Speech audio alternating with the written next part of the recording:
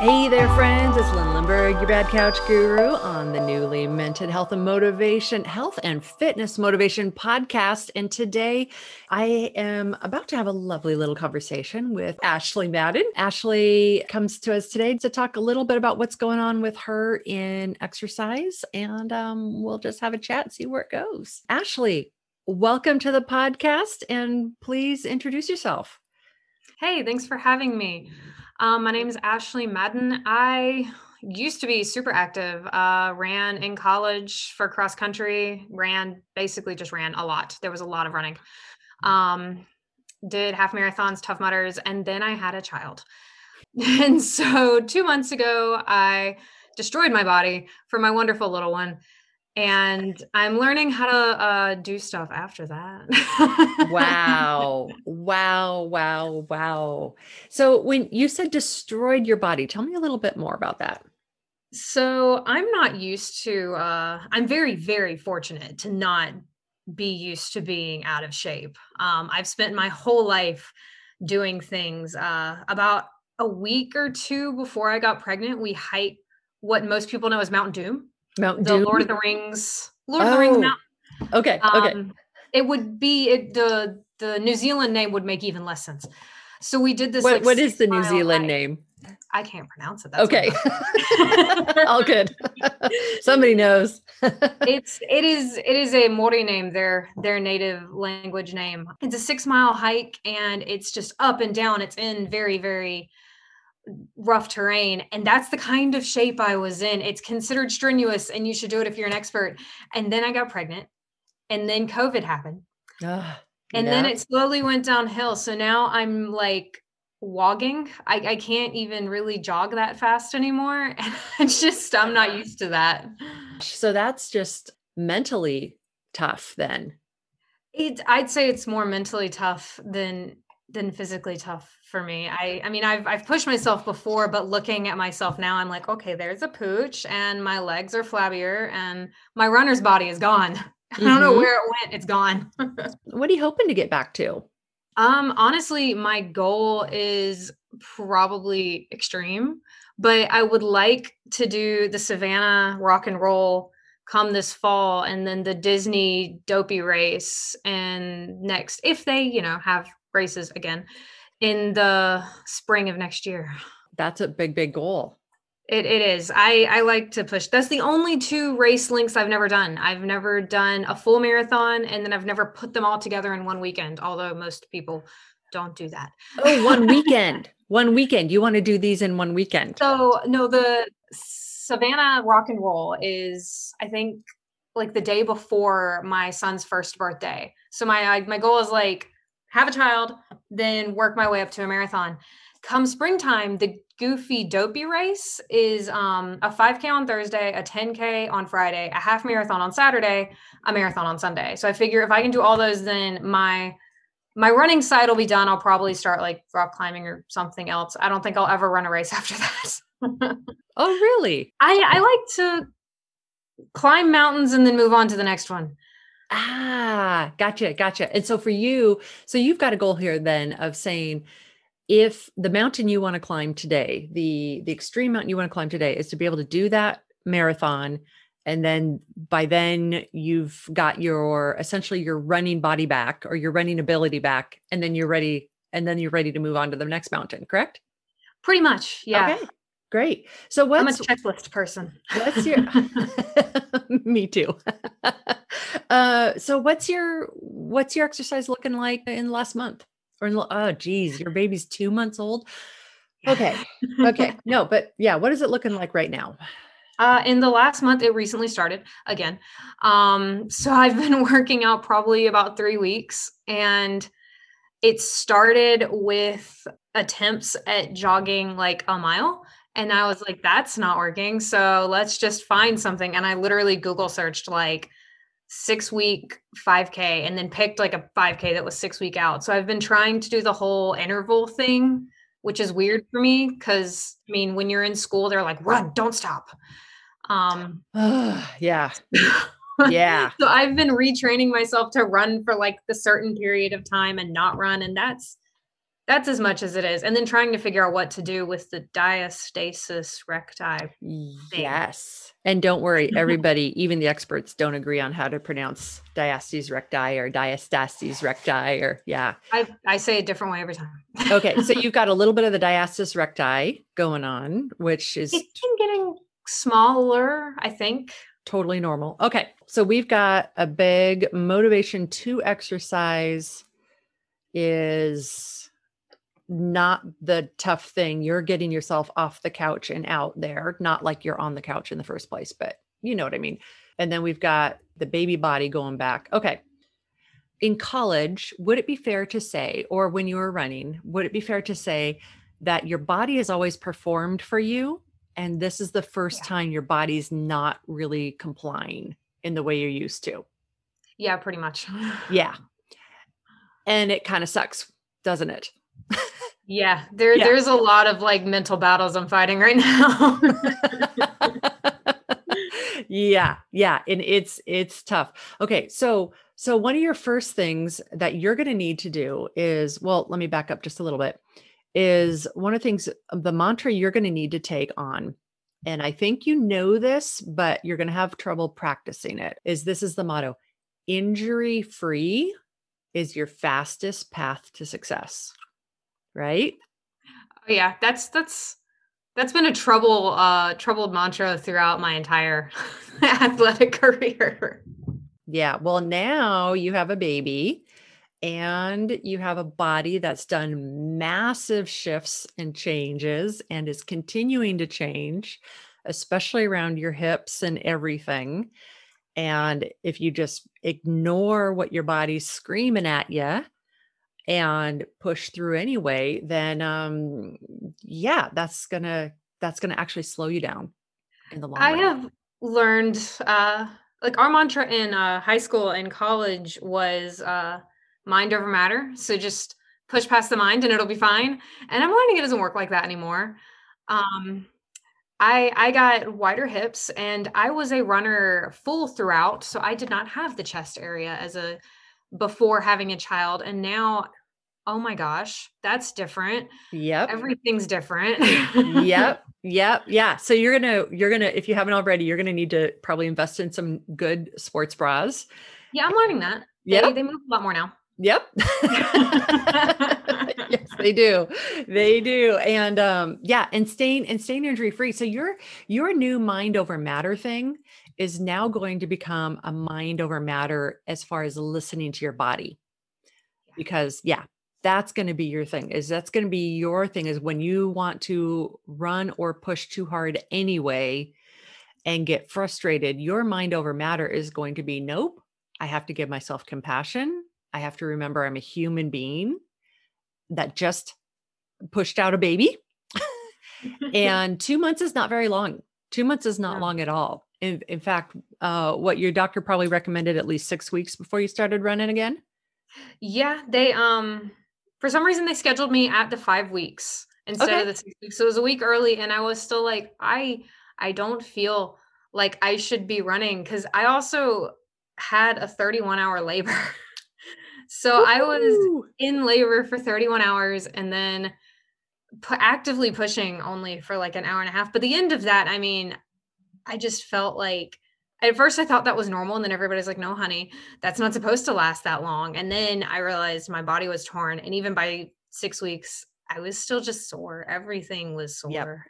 Yeah. Yeah. So you had a tough delivery on top of all of this. Yeah. Okay. So this is actually you've got stuff going on, Ashley. And I would say that some of it is before you really get into running, I would really be in close contact with your OB/GYN and make sure that they're checking you out to make sure you're not doing any damage. Because to you, a half marathon feels normal and feels Yeah. like just what you do. Yeah. It feels like it's not radical. To the body, it is radical and it is a big deal. And you have stuff up there that's healing and the diastasis recti piece, years wonderful resource that do you already have diastasis recti? resources for those? There's like one YouTuber I found she's a personal trainer and she was annoyed at how little was out there. So she makes like weekly videos, but all they are is like diastasis recti safe workouts in Oh, theory. okay.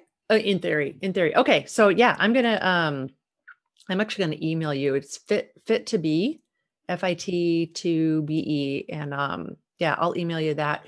And it's Beth Learn. She's one of the really wonderful diastasis recti, and she's like totally knows how to rehab bellies and tummies, and basically just be really, really, really careful, because that will right now go back. But there's so many athletes and runners and people who just like, oh, I got to start doing the sit-ups now, and I want to, get that core back into strength, and then they mess it up, and they've got this like tummy pooch for life, simply because the abs didn't work their way back together.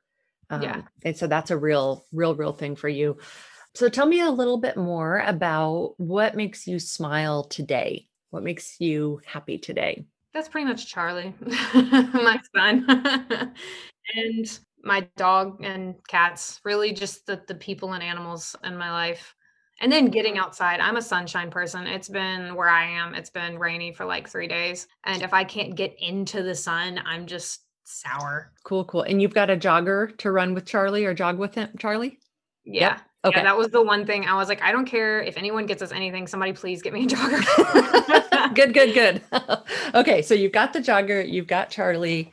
It sounds like motivation is fine, but it sounds like for you really is listening to your body, and really letting it heal so that it will run when it's ready to. Yeah, I actually learned that I have a stubborn problem. Well, okay, so I didn't learn that I had a stubborn problem. I was well aware of that. It kind of got shown to me and highlighted during said 31-hour labor. I was determined to have a natural labor and to not use an epidural, and to just be like, one of those people. And it had to have been over 24 hours later from the start of labor pains to actually going into the hospital. I was like, okay, these feel like they should hurt. Like, this is a level of pain. So I went to the hospital. We got checked in, and she's like, you're fully dilated. You went through all of that at home. And I did. I thought it was, painful, but I got there. So then they rushed me back. And that's when it took a little longer. And I was still like, he was too high. So they had to wait. And I'm fully dilated, and my water broke. And so it's just leveled. That was when I learned what levels of pain really meant. And I was like, I didn't want an epidural. And they're like, you're not a failure. Take the epidural. And in my like 36 to 48 hours of no sleep, rattled brain, I was like, I'm not a failure. They go, honey, you've been at this 30 hours. Yeah. I was like, okay. And they're like, if you don't take it now, you're not taking it. And I'm like, give it. Okay. I'll do it. Oh my gosh. Why do we do that? Why do we make no epidural such a badge of honor for our women? I have no idea. And that's when I learned I was a tad a bit more stubborn than I needed to be. And I think that might be the one thing, like going through the 31.5 hours of labor, I was like, you know what? Maybe I shouldn't be a stubborn ass. I don't need that in my life. I think I've approached running a little differently this go round. I won't listen to my coaches that used to tell me, if you stop running, you're going to do bear crawls, because that probably wasn't healthy back then, to be honest. Yeah, probably. What if you don't let go of your stubbornness and you keep it while you run? What's going to happen to you? I'm probably going to hurt myself again, to be honest. It won't be the first time. And if you hurt yourself, let's say you hurt yourself next month, then what's going to happen? Yeah, I'll miss some races that I'd like to do. I've done that before. I planned to do the Disney Dopey race 2 years ago. And when I was training, I went and did some spin cycle class thing. And he was like, just push. And I'd never even been on one of those bikes before. And I pushed my way into physical therapy. Oh, shoot. Okay. So when we got to name this, the stubbornness, we got to give it that you're a stubborn monster. You're going to have to like come up with some kind of name. I don't know. But when the stubborn monster comes out, then, because it's gonna, Oh yeah. Because you already have goals. You already have, by the time Charlie is a year old, this is what I'm going to be able to do. What are you going to do when the stubborn monster comes out? What I've been doing is recently Charlie has started really smiling, because I mean, before I called him a potato. He just kind of sat there. There wasn't any smiles. There was sleep, wake, eat. He was my potato. Uh-huh. Now, my husband calls him a Mr. Potato because now he's got the smile part. He's not Oh, just a oh potato gosh. I love anymore. it. I love it. So I've started leaving the jogger open to where he's not completely covered because he looks around and he started smiling at me. And he smiles regardless. Like he's not aware that I feel like I failed at running or any of these things. He's just like, "Hi, you're doing wonderful." And I'm like, "You know what? You smile regardless of what's happening. I need to do that." Yeah. Yeah. And that's the hard work right there. Yeah, That's it's so easy for the little ones. He just smiles. He doesn't care what's going on. Charlie loves mama. Charlie doesn't care if mama finishes that race for his first birthday. Yeah. Yeah. But it's your life. It's your life too. You know, Yeah. you want to be able to have your own goals. So, okay. So I'm thinking, first of all, you're doing better than you think you are. Yeah. Yeah, you really are. And your biggest challenge is going to be staying injury free and that stubborn monster and redefining success for yourself. And because right now you're so used to your body being able to comply and have success be these races and these finish lines and probably certain times that go with those races and finish lines, right? Oh yeah. Yeah. Oh yeah. Yeah. Like even if you make it to, I could just see it, Ashley, even if you make it to the start line of both of these, you're also going to have a time you want to beat, your pre-baby time you're going to want to meet or beat. So your big work here is going to be redefining what success is for you and accepting the fact that it's not a failure and accepting that success is injury free and you being there to be able to be the healthiest mentally and physically that you can be for the rest of your life. And your body sounds like it will come back and you will be able to continue running. You probably will break PRs. You have no idea if you're going to be able to do it by the time Charlie's 1 year old. Sure. Yeah. And if you can, how awesome, celebrate. But if you can't, that's not up to you. That's up to your body. Yeah. Yeah, I even to make what would be my PR for a 5K, and that was the race I ran to get my college scholarship. I'd rather not do that ever again because I also have neurocardiac syncope. So when I finish running, I pass out. Not every time, but if I push myself. So I I'm one of those people that has the easiest way to explain it is my fight or flight reflex doesn't really work right. So it just stops and starts. And when I finish a race, my body's like, "Hey, you're done." Boom.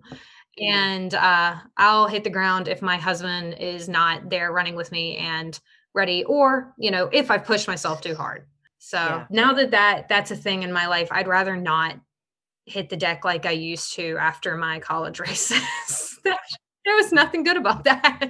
Yeah. Well, and it sounds like it's one of those things that was maybe good to have done. Yeah, no, it was great. And for Uh-huh. a long time, we really didn't know why I passed out when I got scared or finished races or stood up too fast. That wasn't a thing other people did. And I did not know that. I thought that was normal. So it took into college to figure out, hey, other people don't just pass out when they finish running a 5K. That's not something you should be doing. No, passing out's never a good thing. No Yeah. matter what the context. I learned it. It's funny. I passed out the first two times I ever really, really passed out. I was 15 or 16 and watching TV, laying on the couch, like watching Scooby-Doo or whatever, because I'm an adult that loves Scooby-Doo and I don't care. Scooby is great. Got up off the couch and went into the kitchen and then passed out. Nobody was home. I know that I hit the doorknob when I fell. And then I opened my eyes and I was looking at the ceiling and I was like, that was weird. Moving on with life. And like 2 months later, my stepdad was there, and I did the same thing. I got up and I made it to the kitchen and I fell, and he caught me, and he was like, at the time he wasn't married to my mom, and he was like, "So does your daughter normally have seizures and pass out?" And I was like, "It's happened once before." And my mom was like, "So you didn't tell us this because." I was like, "Thought it was normal, just moved on with life." Oh my gosh. Okay. So that's not a goal for you for running anymore. Good. We can check that one off the list. Yeah, no. Great. I don't push myself to that point. Also because I've got a stroller, the last thing I want to do is pass out and have him stroll away. That's not something we need. Yeah, no, you don't want that. No.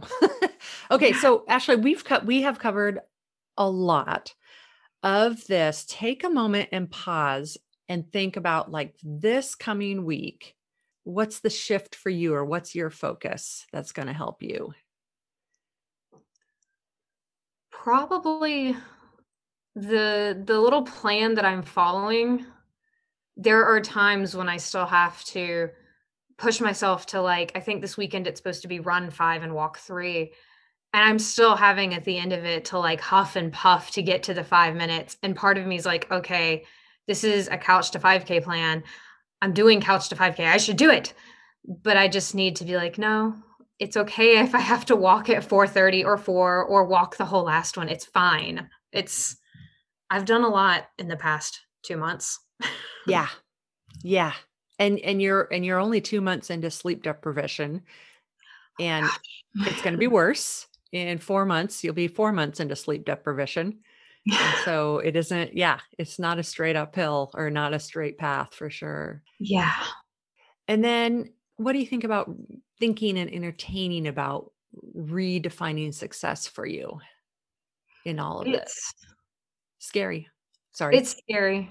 Hmm. It is. It's different, and I'm having to readjust from being like, "I'm going to do this thing, and here are the boxes I'm going to check," to, "I need to be healthy," and not just for myself, but for someone that's gonna watch me. They don't need to see me pushing myself to the brink.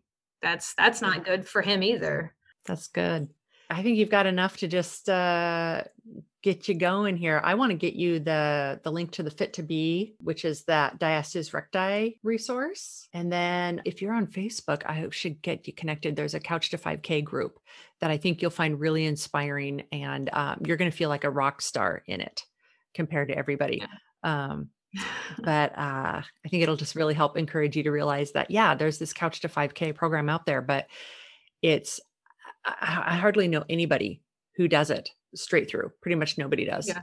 That's been honestly one of the harder parts is like myself, I can make myself work out. I'm very lucky that I can do that. But I've always had people because I've always been in teams, and now we moved back into the country during the pandemic. And so I'm in this new town with like no one that runs with me and no one that really can run with me. So, I mean, my husband's very nice. He jogs alongside me. Uh-huh. Uh-huh. Good, good. But there's not much team support going on. Rebuilding, that's hard. It takes time. It It takes is. years. Yeah. Are there resources in the community or groups you can connect with? Or it's hard with COVID now, isn't it? Yeah, I'm in like a Facebook moms group for the city, and that's as much as we've really done. I mean, I'm sure that there used to be like events in town, but now we moved in after everything had shut down. So we have no idea. That's a barrier that's here to stay for a little while. Yeah. Unfortunately, it is. It's here to stay. And then later when it opens up, then it takes time to build and build. And you're going to find that you're the one that's going to have to do the inviting. Yeah. And you'll have to, you don't want to be a stalker about it, but you're going to have to invite them over and over and over. And then, after what I found, which is surprising, is usually after about a year or two, they'll start inviting you back. But it's an annoying reality and an annoying fact when it comes to finding buddies to do stuff with, especially if you make friends with kids, right? Everybody's busy now. We've got our kids, and then you make plans, and then one kid gets sick and they're thrown up, and then you don't have plans anymore. And yeah, unfortunately, that one's kind of here to stay. It's a love-hate relationship with my own job. I do marketing, so I know the reason that I have a harder time making friends is because of all the social media. There's just been a decline in the physical side because everybody stays so connected to their old friends, which is great. I have friends from high school I never would have had otherwise, but it's harder to make the newer ones. I'm hoping that being locked away for so long encourages everyone to just go outside and be friends with everyone. But that might be the optimist in me. I hope so. Ashley, do you feel at all like you've gotten a little bit of support and maybe some perspective of where to go next? Yeah, it's nice. Even if I know that my stubbornness is there, it's good to talk to somebody about it. And I had no idea what to do about my stomach, besides the fact that it should heal eventually. Yeah, name your stubborn monster. Give it a name, and then you can talk to him when he comes out. Well, thanks, Ashley. I really appreciate meeting you and having a little talk about what you got going on, which is a lot. I appreciate it. It's definitely nice to just talk sometimes. Yeah. Especially given the modern situations. Oh my gosh, for sure. But thank you. Hey, this is Lynn. If you'd like help getting your health and fitness journey started, head on over to my website, couchtoactive.com, and sign up for a Help Me Get Started session. That's right, Help Me Get Started will help you get rolling. That's couchtoactive.com.